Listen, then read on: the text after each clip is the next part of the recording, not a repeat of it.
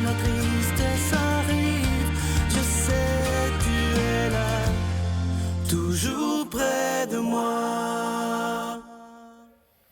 Bonjour, bienvenue à votre émission de Victoire de l'amour. J'espère que vous allez bien en ce dimanche des Rameaux. Aujourd'hui, un témoignage assez exceptionnel. Je ne sais pas si vous vous souvenez, il y a environ 1 an, on vous avait présenté un film en 2 semaines, Fais-moi vivre. C'était l'histoire de Damien et d'Élisabeth Ricourt, ce jeune homme dans la quarantaine qui était atteint d'un cancer très grave, qui est décédé. On a suivi pendant le film son évolution vers la mort, mais surtout vers la vie éternelle. Et aujourd'hui, j'ai eu le privilège d'avoir en entrevue son épouse après 1 an et quelques mois pour voir comment elle va et comment elle réussit à vivre avec ses enfants et comment elle a vécu son deuil. Vous allez le voir, c'est tellement plein d'espérance. Je reçois avec beaucoup de joie de Paris Élisabeth Ricourt, en chanson Alexandre Belair qui nous fera Gethsémani d'une façon extraordinaire. Et l'homélie sera faite, plutôt la lecture de la parole de Dieu qui est la passion aujourd'hui, sera faite avec Brigitte Bédard. Ça va être dans un beau moment de recueillement. Alors on s'en va rejoindre à Paris Élisabeth Ricourt. Bonjour, Élisabeth. Merci d'être là. Est-ce que je peux te tutoyer? Oui. Ça va être plus facile. J'ai l'impression de te connaître. Je t'ai vu arriver avant l'émission, le sourire, parce qu'au moment où on enregistre, ça fait 8 mois que Damien est parti. D'où vous vient cette joie-là, malgré le décès? Parce que ça m'a surpris quand je vous ai vu arriver, une femme épanouie, un sourire inimaginable. Parce que la vie continue, parce que pour moi...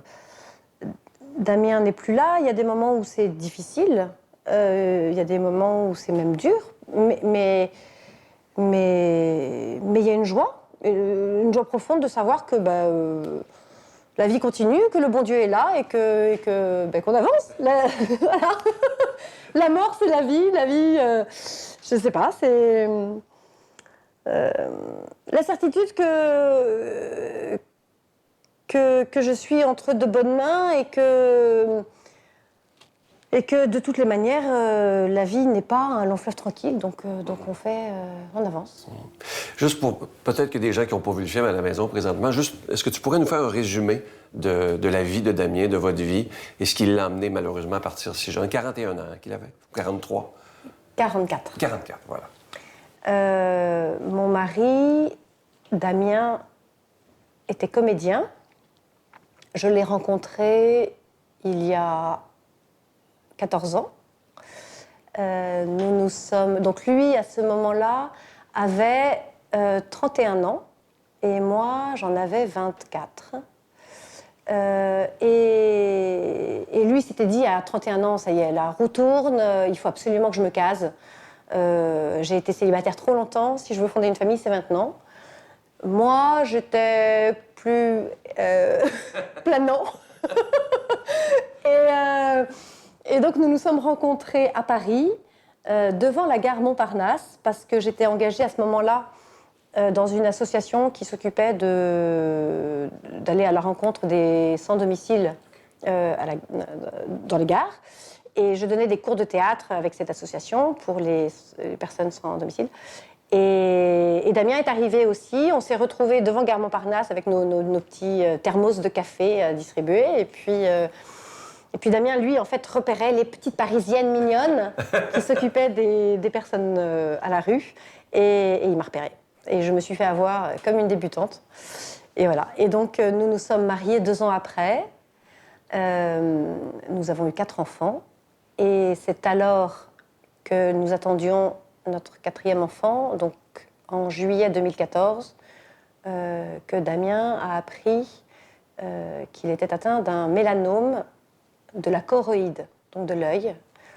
Il a été très bien soigné à Paris par l'Institut Curie. Et puis un peu plus d'1 an après, à la rentrée 2015, on a appris qu'il avait une rechute avec des métastases. Et il est décédé donc en décembre dernier, en décembre 2016. Quand vous avez reçu la nouvelle comme épouse, c'était quoi votre réaction? Est-ce qu'il y a eu une révolte? En avez-vous voulu à Dieu? Parce que vous avez une foi à déplacer des montagnes, mais vous restez humaine quand même. Quand j'ai appris la nouvelle du cancer, donc lorsque j'étais enceinte, Il y a eu une annonce un peu par étapes. Il y avait d'abord une suspicion, et puis une confirmation, et puis ensuite l'annonce des différentes étapes. Il n'y a pas eu de révolte, il y a eu une appréhension plus par rapport au bébé que j'attendais en me disant oh, ça va être une grossesse, j'espère que le bébé ne va pas en pâtir, j'espère qu'il ne va pas être un peu replié sur lui-même. J'ai eu plus d'appréhension par rapport au bébé, mais qui a un caractère, c'est bon, il n'y a pas de problème. C'est une petite fille qui a un caractère bien trempé, qui a 2 ans et demi aujourd'hui, qui est la dernière donc de 4, qui sait bien se défendre, donc je pense que j'ai aucun souci pour elle. J'ai pas eu de colère ni de révolte. J'ai plus eu de l'appréhension sur ma capacité à bien accompagner ma famille. Comment accompagner les enfants, comment accompagner Damien. Comment porter la famille en étant positive. Et puis aussi en étant réaliste par rapport aux difficultés que mon mari allait rencontrer, que les enfants allaient rencontrer, et encore aujourd'hui, par rapport aux besoins que peuvent avoir les enfants sur leur propre cheminement d'avoir perdu leur papa. Si jeune aussi, là. Si jeune. Et voilà, à quel moment il faut aller voir un psychologue. Selon l'âge des enfants, selon leur personnalité, ils réagissent différemment avec un rythme qui leur est propre. Et c'est cette attention-là qui, parfois, me sollicite beaucoup. Mmh. Qu'est-ce que Damien vous a appris dans ce cheminement vers la vie, la grande vie, là? Qu'est-ce qu'il vous a appris que vous n'oublierez jamais? Je l'ai trouvé incroyablement courageux. Ah oui? Ça n'a pas empêché les moments de doute ou d'angoisse, mais à chaque fois, dans l'évolution de la maladie, mais comme beaucoup de maladies, il y a des renoncements à faire, des renoncements successifs. Il y a eu le renoncement d'abord de pouvoir faire le Festival d'Avignon, qui est un festival de théâtre en France, qui est très important. Et il n'a pas pu le faire, il a dû y renoncer. Renoncer aussi à des nouveaux projets créatifs.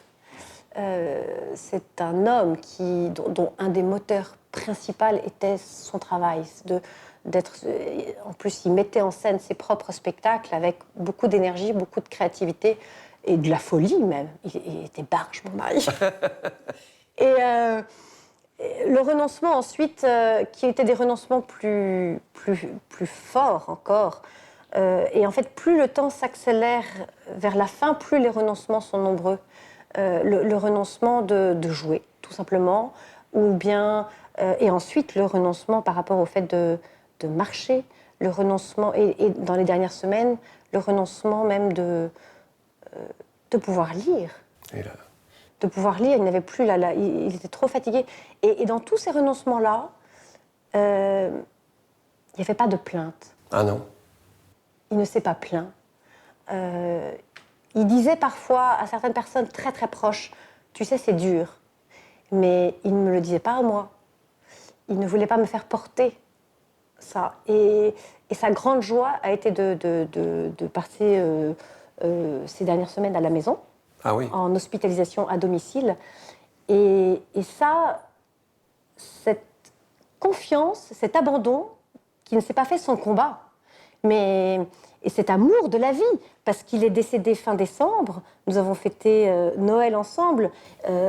Il était encore lucide? Il était encore lucide, il mangeait des huîtres. Je lui ouvrais des huîtres et il prenait son petit verre de vin blanc. Quelques jours avant de mourir. Ah mais, et cet amour de la vie, et ça c'est une leçon. Oui, c'est-à-dire mourir en vie. Voilà, exactement. Touchant, ça. Mourir en vie, avec une grande confiance en Dieu. Il n'a jamais douté vers la fin? Non, il a eu des angoisses liées à la mort, mais ça, c'était pas en décembre, c'était avant. C'était mi-novembre. Et en décembre, il a eu un mois paisible à la maison. Et moi, je trouve que c'est ça cette confiance en Dieu, cet amour de la vie et cet abandon. Et le fait que mon mari soit décédé le jour de la fête de la Sainte Famille, pour moi, c'est un cadeau du bon Dieu, parce que le renoncement le plus dur pour mon mari, c'était de laisser ses enfants. Lui-même a été élevé par une maman toute seule, il n'avait pas de frères et sœurs, et sa revanche dans la vie, c'est d'avoir des enfants. Et alors renoncer, devoir partir, mourir et laisser sa femme et ses 4 enfants, mais ça, je pense que c'est le renoncement le plus douloureux, et le Seigneur le rappelle le jour de la fête de la Sainte Famille. Alors pour moi, c'est un cadeau. C'est très beau, hein? C'est très touchant. Et vous, là-dedans, pendant tout ce cheminement-là, avez-vous eu des doutes sur Dieu? Avez-vous... Parce que je vous vois tellement rayonnante que je ne sais pas comment j'aurais réagi. Pas des doutes sur Dieu. Non, il y a des moments où je le trouvais silencieux, peut-être. Mais en fait, on a des cadeaux du Seigneur. Mais d'où vous vient cette foi-là qui est si belle? Moi, j'ai vu le film. Vous m'avez arraché les larmes, l'histoire de Damien et votre réaction. Mais moi, ma grande question, mais d'où vous vient cette foi si profonde? Je ne pense pas avoir une foi profonde, parce qu'il y a des moments où c'est dur. Ne serait-ce qu'en venant ici, à cette interview, je me suis dit, mais qu'est-ce que je vais raconter? et en fait, c'est pas une... c'est plus... non, il y a des moments où je ne sais pas. Enfin, mais je trouve que quand on relit un petit peu, quand on voit que le Seigneur est très présent, enfin, tout simplement. Et même s'il y a des moments où on le sent moins, il y a des choses qui me donnent beaucoup de paix. La façon dont Damien est parti, les dernières 24 heures. Je ne sais pas d'où vient cette... mais je sais que Dieu est là. Dieu est là. En fait, quand on fait un peu confiance au bon Dieu, il vous donne beaucoup plus. Et les enfants, les plus vieux, comment ils vivent ça maintenant? Les enfants vivent ça avec une grâce particulière de l'enfance, liée à l'instant présent. Donc quand ils vont pas bien, d'un seul coup, il y en a une qui va éclater en sanglots, qui va me dire « Papa me manque !» Et elle aura besoin d'un gros câlin, et que je lui parle de papa, et que je lui dise « Est-ce que tu veux que je te montre des photos? Est-ce que tu veux qu'on écoute un disque à la maison? Est-ce que... » Et puis quand c'est parti, quand ça a été exprimé, eh ben ça va mieux. C'est la grâce de la petite enfance. Je pense que si les enfants avaient été adolescents, ça aurait peut-être été différent. Aujourd'hui, les enfants vont bien dans le sens où ça c'est moi, je suis peut-être pas objective, mais où je trouve que quand ça ne va pas, ça sort. Oui, voilà. À un moment donné, mon fils est revenu, il a shooté dans le panier de linge sale qui a explosé, il y avait du linge sale partout dans l'escalier et tout. Alors, il faut gérer, mais je me dis, bon, ben, ça s'exprime. C'est pas lisse, mais c'est en ça où je trouve qu'il y a quelque chose qui est sain et qui est bon. Donc, je pense qu'ils vont plutôt bien. Mais je sais qu'à la rentrée, là, je pense que ma seconde fille devra vraisemblablement être accompagnée par une psychologue pendant 1 ou 2 séances, parce qu'il me semble qu'elle somatise un peu, Donc voilà, il y a quand même une vigilance à avoir. Ouais. Mais ils vont bien. Ouais. Et en terminant, sentez-vous que Damien est proche de vous? Il y a des personnes qui m'ont dit ça, qui m'ont demandé ça. Est-ce que tu sens Damien là? Non. Non. Le Seigneur, oui. J'ai besoin du Seigneur. Je n'ai pas le sentiment que Damien soit là. Enfin, je ne rêve pas de lui. J'ai pas eu de... mais... je sais qu'il est là. En tournant, je cherchais une place de parking, de stationnement à Paris. C'est galère de se garer. Damien, donne-moi une place. En plus, j'aime pas faire les créneaux, c'est compliqué. Donc, et il m'a trouvé une place, mais énorme. J'étais hyper contente. J'ai dit, merci Damien. J'ai dit aux enfants, regardez, mais je l'aime, Damien, je l'aime, votre papa, je l'aime. Mais en fait, ben voilà, c'était juste une place de parking. Hein, c'est pas. Mais... Donc, je sens pas sa présence. Mais en tout cas, j'ai confiance dans le bon Dieu. Il est là. Très belle réponse. Moi, je vais vous dire merci d'avoir fait le film. Je pense que Damien et vous avez réconcilié beaucoup de gens avec la mort, dont moi, et dont des gens au Québec que vous pourriez même pas vous imaginer. Alors, merci pour ça. Merci d'être ce que vous êtes, de tout mon cœur. Merci.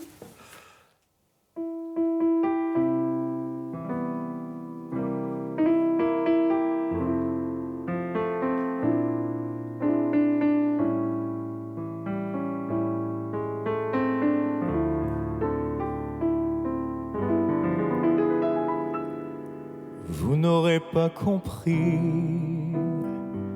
lorsque viendra mon heure. Vous n'aurez pas compris grand-chose à ma chanson. Vous n'aurez pas compris, mais il faut que je meure pour qu'à votre folie soit donné le pardon.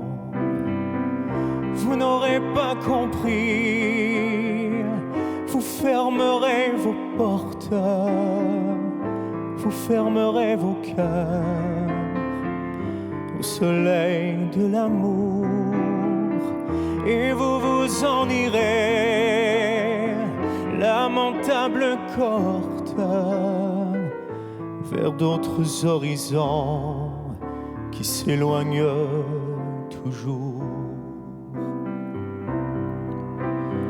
Oh, Gethsémani, la lune danse dans les arbres. Oh, Gethsémani, le vieux pressoir est plein de fruits. Vous n'avez pas compris la beauté du message que je vous apportais en frémissant de joie. Vous n'avez pas compris, mais il faut que je parte pour qu'à votre folie soit donné le pardon. Vous n'avez pas compris, vous fermerez vos portes, vous fermerez vos cœurs au soleil de l'amour, et vous vous en irez pour conquérir le monde. Mais vous n'y sèmerez que la ruine et le deuil. Oh, Gethsémani, la lune danse dans les arbres. Oh, Gethsémani, le vieux pressoir est plein de fruits.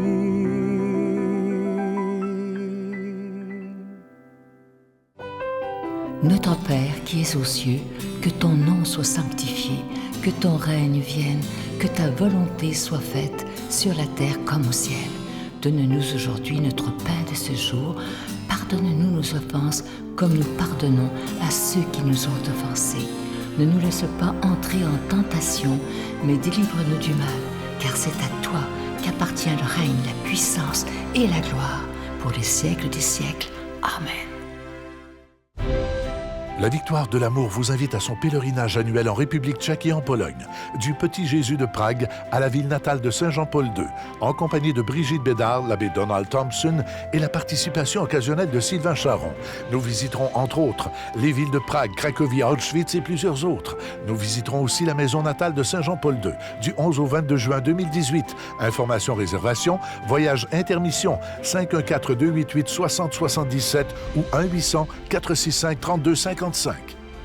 Je prends quelques instants pour solliciter votre aide pour le ministère de la Victoire de l'Amour. Comme vous le savez, comme c'est le mois du carême, il n'y aura pas de cadeau du mois. C'est toujours un risque qu'on prend parce qu'il y a des gens qui se disent « Ah ben moi, s'il n'y a pas de cadeau, je n'aiderai pas la Victoire de l'Amour. » Mais je sais aussi qu'il y a des gens qui disent « Non, moi je veux continuer, même s'il n'y a pas de cadeau, parce que je veux que le message de Jésus soit annoncé comme il le demande. » Et le plus beau des cadeaux qu'on peut vous faire, c'est de vous offrir des émissions 7 jours par semaine à la télévision et sur Internet. Alors, merci de tout cœur de votre don spécial du carême. Et je veux aussi vous proposer, vous savez que le carême, c'est un bon moment pour vivre une retraite. Et quoi de mieux que de vivre une retraite directement à la maison avec ce nouveau cours que nous offrons, Approfondir sa foi, découvrir Jésus, vrai homme et vrai Dieu. C'est avec l'abbé Donald Thompson et Pierre-Luc Bordelot. C'est plus de 6 heures. Et je vous dis qu'après ça, vous allez mieux connaître votre foi. Il y a tellement de gens qui se sont procurés, qui sont tellement heureux de l'avoir fait. Et je vous rappelle que si vous le prenez sur Internet, c'est 49,99 plus taxes. Et si vous préférez l'avoir en DVD, c'est un coffret de 2 DVD qui dure environ 6 heures. C'est à 59,99 plus taxes. Je vous donne l'adresse, La Victoire de l'Amour, casier postal 120, succursale Boucherville à Boucherville, le J4B 5E6, je vous la redonne. La Victoire de l'Amour, casier postal 120, succursale Boucherville à Boucherville, le J4B 5E6. Également par téléphone, par carte de crédit dans le 514-523-4433, 523-4433 ou sans frais le 1-888-811-9291. 1-888-811-9291 et aussi sur notre site Internet, le www.lavictoiredelamour.org. Merci de tout cœur de votre don spécial du carême. Mon Dieu, donnez-moi la sérénité d'accepter les choses que je ne peux changer, le courage de changer les choses que je peux et la sagesse d'en connaître la différence. Amen.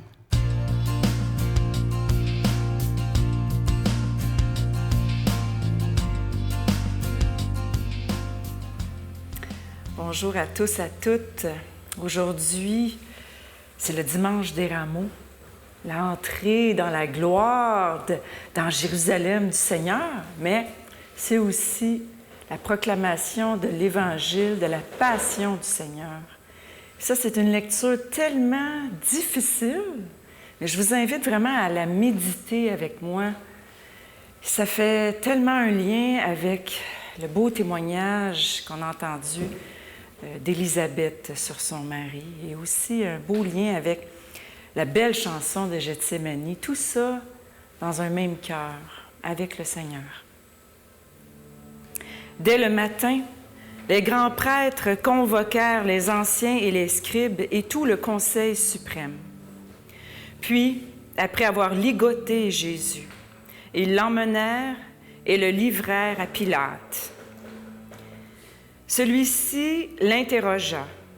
« Es-tu le roi des Juifs? » Jésus répondit. « C'est toi-même qui le dis. » Les grands prêtres multipliaient contre lui les accusations. Pilate lui demanda à nouveau. « Tu ne réponds rien? Vois toutes les accusations qu'il porte contre toi. » Mais Jésus ne répondit plus rien, si bien que Pilate fut étonné. À chaque fête, il leur relâchait un prisonnier, celui qu'il demandait. Or, il y avait en prison un dénommé Barabbas, arrêté avec des émeutiers pour un meurtre qu'ils avaient commis lors de l'émeute. La foule monta donc chez Pilate et se mit à demander ce qu'il leur accordait d'habitude. Pilate leur répondit. « Voulez-vous que je vous relâche le roi des Juifs? » Ils se rendaient bien compte que c'était par jalousie que les grands prêtres l'avaient livré. Ces derniers soulevèrent la foule pour qu'ils leur relâchent plutôt Barabbas. Et comme Pilate reprenait, « Que voulez-vous donc que je fasse de celui-ci que vous appelez le roi des Juifs? » De nouveau, ils crièrent, « Crucifie-le !» Pilate leur disait, « Qu'a-t-il donc fait de mal? » Mais ils crièrent encore plus fort, « Crucifie-le !» Pilate, voulant contenter la foule, relâcha Barabbas et après avoir fait flageller Jésus, il le livra pour qu'il soit crucifié. Les soldats l'amenèrent à l'intérieur du palais, c'est-à-dire dans le prétoire. Alors, ils rassemblent toute la garde, ils le revêtent de pourpre et lui posent sur la tête une couronne d'épines qu'ils ont tressée. Puis, ils se mirent à lui faire des salutations en disant « Salut, roi des Juifs !» Ils lui frappaient la tête avec un roseau, crachaient sur lui et s'agenouillaient pour lui rendre hommage. Quand ils se furent bien moqués de lui, ils lui enlevèrent le manteau de pourpre et lui remirent ses vêtements. Puis, de là, ils l'emmènent pour le crucifier et ils réquisitionnent pour porter sa croix un passant, Simon de Cyrène, le père d'Alexandre et de Rufus, qui revenait des champs. Et ils amènent Jésus au lieu dit Golgotha, ce qui se traduit « lieu du crâne » ou « calvaire ». Ils lui donnaient du vin aromatisé de myrrhe, mais il n'en prit pas. Alors ils le crucifient, puis se partagent ses vêtements en tirant au sort pour savoir la part de chacun. C'est la 3e heure, c'est-à-dire 9 heures du matin, lorsqu'on le crucifia. L'inscription indiquant le motif de sa condamnation portait ces mots « Le roi des Juifs ». Avec lui, il crucifie 2 bandits, l'un à sa droite, l'autre à sa gauche. Les passants l'injuriaient en hochant la tête. Ils disaient « Hé, toi qui détruis le sanctuaire et le rebâtis en 3 jours, sauve-toi toi-même, descends de la croix !»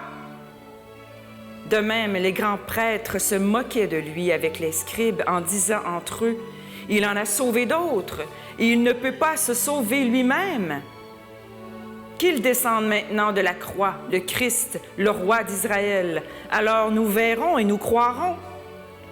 Même ceux qui étaient crucifiés avec lui l'insultaient. Quand arriva le 6e heure, c'est-à-dire midi, l'obscurité se fit sur toute la terre jusqu'à la 9e heure. Et à la 9e heure, Jésus cria d'une voix forte, « Éloi, Éloi, lema sabachthani » ce qui se traduit, « Mon Dieu, pourquoi m'as-tu abandonné? » L'ayant entendu, quelques-uns de ceux qui étaient là disaient, « Voilà qu'il appelle le prophète Élie. » L'un d'eux courut tremper une éponge dans une boisson vinaigrée, il la mit au bout d'un roseau et il lui donnait à boire en disant, « Attendez, nous verrons bien si Élie vient le descendre de là. » Mais Jésus, poussant un grand cri, expira. Le rideau du sanctuaire se déchira en 2, depuis le haut jusqu'en bas. Le centurion qui était là, en face de Jésus, voyant comment il avait expiré, déclara, « Vraiment, cet homme était le Fils de Dieu. » Louons le Seigneur. Je te demande, ô Seigneur, de nous bénir. Au nom du Père, du Fils et du Saint-Esprit. Amen. Je vous salue Marie, pleine de grâce. Le Seigneur est avec vous. Vous êtes bénie entre toutes les femmes, et Jésus, le fruit de vos entrailles, est béni. Sainte Marie, Mère de Dieu, priez pour nous pauvres pécheurs, maintenant et à l'heure de notre mort. Amen. La victoire de l'amour présente Approfondir sa foi, découvrir Jésus, vrai homme, vrai Dieu.